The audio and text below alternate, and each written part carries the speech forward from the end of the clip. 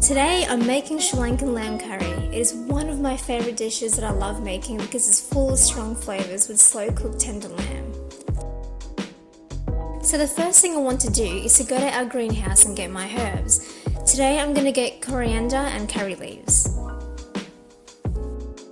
The greatest thing about growing herbs is the fact that it improves our food so much that even smelling it as you pluck it gives off a whiff of strong aromas.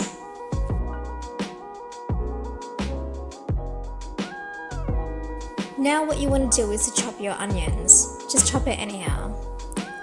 And now your ginger. Not everyone is a professional, so just slice it however you want. Now you want to get your lamb pieces for the curry. They should be very meaty, but at the same time have a small layer of fat so that when it's slow cooked, it becomes super tender. So to marinate your lamb, I use 2 tablespoons of Jaffna curry powder.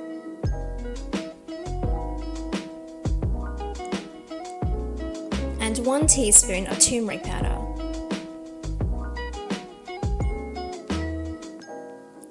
Two tablespoons of cumin powder. And 1 tablespoon of coriander powder. And it does seem like a lot, but I do love my coriander. And 2 teaspoons of chicken stock powder or normal salt if you wish. Make sure it's mixed and coated thoroughly and leave it in the fridge overnight. The flavour is stronger if you do that. So take out a large pot and add in half a tablespoon of ghee, and since it's usually rock hard, what we usually do is heat the spoon up over the fire so that it's easier to take out. I do that with ice cream too, so I'm not smashing it.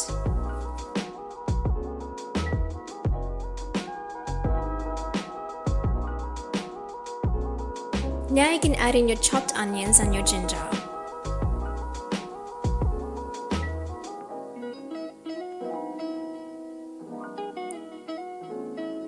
Put in your handful of curry leaves and a teaspoon of minced garlic.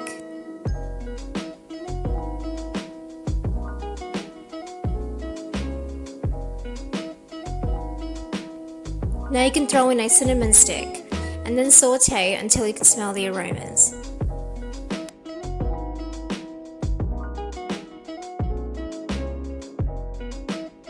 Now you can add in your marinated lamb. Brown it for a little bit until you can smell the marination wafting up your nose. I didn't want to make it too sourish, so I added in half a can of diced tomatoes.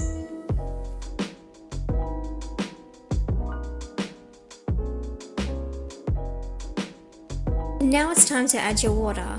I added in enough water to cover the lamb.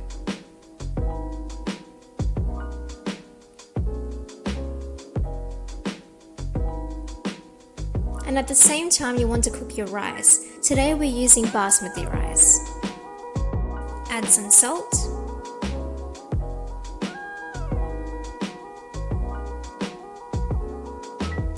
Some more Jaffna curry powder. Some coriander powder.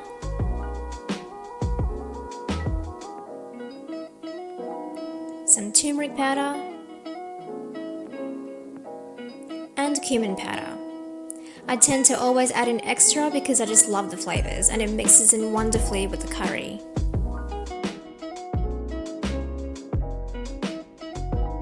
So get an oven-proof pot and put the entire contents inside. And then set the oven to 150 degrees fan force and cook it for 3.5 hours. After 3.5 hours, I took it out and put it back on the stove on low heat.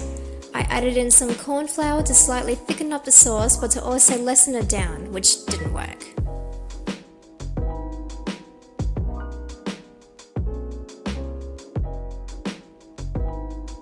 So to make it more filling, I added in some chopped potatoes and let it cook until it became tender. Potatoes tend to suck up the flavours of the curry, so every spoonful is absolute heaven.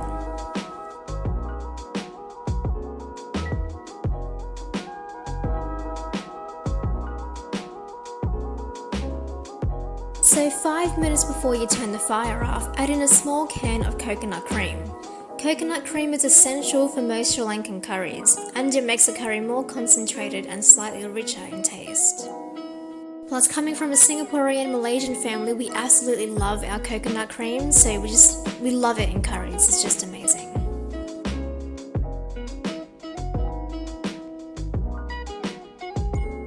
To top it off, add in some chopped coriander and spring onions. I had that laying in our fridge. And done! That's my Sri Lankan lamb curry, full of exotic spices and a mouth-watering delight. I hope you enjoy it as much as I do, and until the next time, subscribe, cook and eat.